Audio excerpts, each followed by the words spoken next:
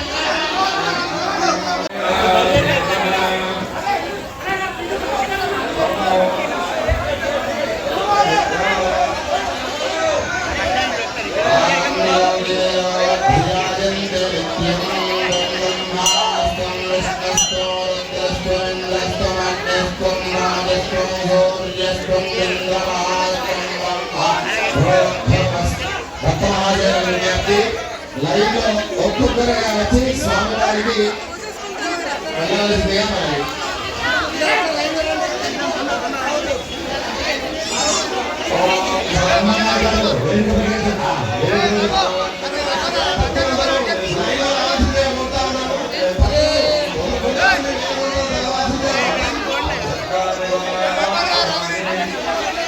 ప్రతి ఒక్కరికి ధన్యవాదాలు. ఈ పాల నిమజ్జనం చేసిన తర్వాత ఆ మట్టిని ప్రతి ఒక్కరు తులసి చెట్లలో ఇంటికి తీసుకెళ్ళి తులసి చెట్లు కానీ పొలంలో కానీ ప్లాట్లలో కానీ ఇల్లు కట్టుకుంటే ఇంటికి కానీ తీసుకుపోవాలనేది మా యొక్క మనవి. అలాగే అనౌన్స్మెంట్ చేసినాము. మళ్ళా మిగిలిన కట్టెలు మిగిలిన మట్టి ఉంటే కూడా ఏడుపాయల దుర్గామాత దగ్గర తీసుకుపోయి ఏడుపాయల ఆడ కాలువలో వేద్దామని మేము డిసైడ్ అయినాం. ఈ ఇయర్ తీసుకుపోయి అట్లనే వేస్తాం. నెక్స్ట్ ఇయర్ నిమజ్జనం ఇక్కడే వేస్తున్నాము. 18 ఫీట్ల గణేశుడు. ఈ వచ్చిన భక్తులకు మేము తక్కువ మంది వస్తారనుకున్నాము. భారీ ఎత్తున వచ్చినటువంటి భక్త మహాశయులకు ప్రతి ఒక్కరికి ఆ దేవుని కృపా కటాక్షాలు ఎల్లవేళలో ఉండాలని వారికి ధన్యవాదాలు చెప్తూ ప్రెస్ మీడియాకు, పోలీస్ సిబ్బందికి, ఎలక్ట్రికల్ డిపార్ట్మెంట్ వారికి ప్రతి ఒక్కరికి మా యొక్క ప్రత్యేక ధన్యవాదాలు తెలుపుతూ ముగిస్తుంది. విద్యుత్ నగర్ ఎంఐజీ ఫేజ్ 2 కాలనీ వాసులందరికీ ధన్యవాదాలు తెలుపుతున్నాము. మేము ఈ కార్యక్రమం ఏదైతే చేపట్టామో ఇది పాలాభిషేకము, ఇది ఈ సంవత్సరం నుంచి ప్రతి సంవత్సరం ఇలా చేయాలని చెప్పేసి మేము కోరుకుంటున్నాము. భక్తులు అధిక సంఖ్యలో పాల్గొని ఆవు పాలతోటి వాళ్ళు స్వామివారిని అభిషేకించి వాళ్ళ పుణ్యం కూడా కట్టుకుంటున్నారు. కాబట్టి ఈ యొక్క కార్యక్రమం మేము ఇక్కడనే కాక ఈ చుట్టుపక్కల వాళ్ళందరికీ ఒక ఆదర్శంగా నిలవాలని మేము కోరుకుంటున్నాము. ఈ విగ్రహాన్ని తీసుకెళ్ళి 11 రోజులు ఇక్కడ పూజలు చేసి తీసుకెళ్ళి మురికి నీళ్ళలో వేసి అది కాకుండా మేము ఇక్కడనే పాలతోటి శుద్ధి చేసి తర్వాత నీళ్ళతోటి చేసి స్వామివారిని ఇక్కడనే మేము నిమజ్జనం చేయాలని అనుకున్నాము. అది బ్రహ్మాండంగా జరుగుతుంది. ప్రతి మహిళా మండలికి అందరికీ ధన్యవాదాలు తెలుపుతున్నాము.